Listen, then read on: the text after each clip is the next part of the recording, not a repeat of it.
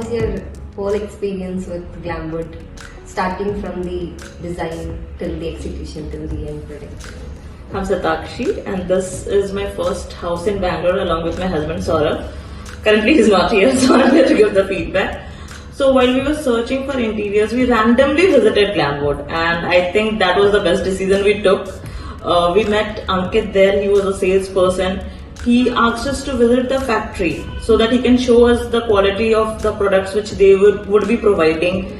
And that was the turning point actually. That made us believe, at least we'll get something like what we are expecting. He's not just saying that we'll do this, we'll do that. He signed a contract. Then Suman came into our process. He was the project manager. The execution started.